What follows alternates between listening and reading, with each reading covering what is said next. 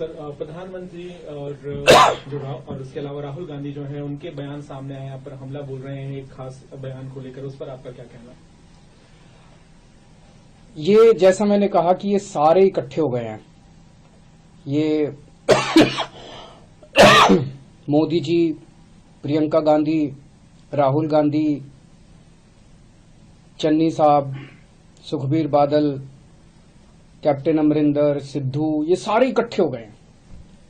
और सारे ये क्या कह रहे हैं, पिछले कुछ दिनों से मैं देख रहा हूं ये क्या आरोप लगा रहे हैं। ये कह रहे हैं कि पिछले 10 साल से केजरीवाल देश के 2 टुकड़े करने का एक प्लान बना रहा है, षड्यंत्र बना रहा है कि देश के 2 टुकड़े करेंगे और उसमें से एक टुकड़े का प्रधानमंत्री मैं बन जाऊंगा। मतलब ये तो कॉमेडी है, ये तो हंसने वाली बात है। ये हो सकता है क्या? 10 साल से केजरीवाल एक प्लान बना रहा है कि देश के 2 टुकड़े करूंगा और मैं उसमें से एक का प्रधानमंत्री बन जाऊंगा। तो मैं पूछना चाहता हूं ये तो इसका मतलब मैं बहुत बड़ा आतंकवादी हो गया। तो ये इनकी सारी सिक्योरिटी एजेंसीज क्या कर रही थी? पिछले 10 साल में 3 साल तो कांग्रेस की सरकार थी। कांग्रेस वालों ने क्या किया? सो रहे थे वो लोग। 7 साल से बीजेपी की सरकार है, केंद्र में मोदी सरकार है।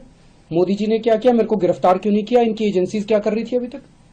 तो ये ऐसी हास्यास्पद बात है जिसको मतलब सुन के ही हंसी आती है।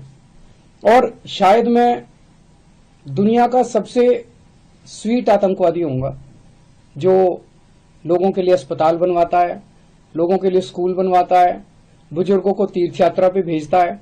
आज तक तो मैं समझता हूं कि दुनिया में ऐसा कोई आतंकवादी पैदा नहीं हुआ जो सड़कें बनवाता है, पानी बनवाता है, बिजली ठीक करता है, लोगों को बिजली फ्री देता है, लोगों की सेवा करता है।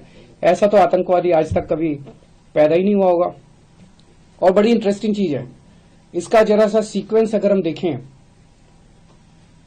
राहुल गांधी जी ने सबसे पहले ये आरोप लगाए मेरे ऊपर।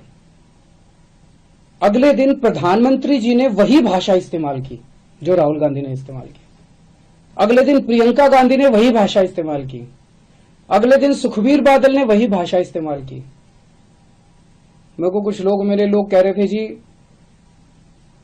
राहुल गांधी पे लोगों को यकीन नहीं, या राहुल गांधी जी कुछ बोलते थे तो जनता विश्वास नहीं करती। लेकिन ये नहीं सोचा था कि प्रधानमंत्री नरेंद्र मोदी जी राहुल गांधी की नकल करेंगे, एक दिन ऐसा भी आएगा। प्रधानमंत्री जी भी राहुल गांधी बन जाएंगे, एक दिन ऐसा भी आएगा।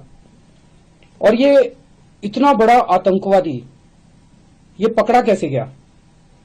पिछले 10 साल में, 7 साल में, जब से मोदी सरकार आई है, इन्होंने मेरे घर पे, मेरे दफ्तर पे दिल्ली पुलिस की रेड कराई, उसमें कुछ नहीं मिला। इन्होंने मेरे पे इनकम टैक्स की रेड कराई, ईडी की रेड कराई, सारी एजेंसीज की रेड कराई, मेरे दफ्तर में, मेरे बेडरूम तक पहुंच गए, किसी भी एजेंसी को कुछ नहीं मिला। फिर एक दिन एक कवि ने खड़े होकर एक कविता सुनाई और उस कविता में उसने कहा कि 7 साल पहले केजरीवाल ने मेरे को कहा था कि देश के 2 टुकड़े करेंगे, एक टुकड़े का पीएम तू बन जाइए और एक टुकड़े का पीएम मैं बन जाऊंगा। और उसके बाद राहुल गांधी ने ये बात कही।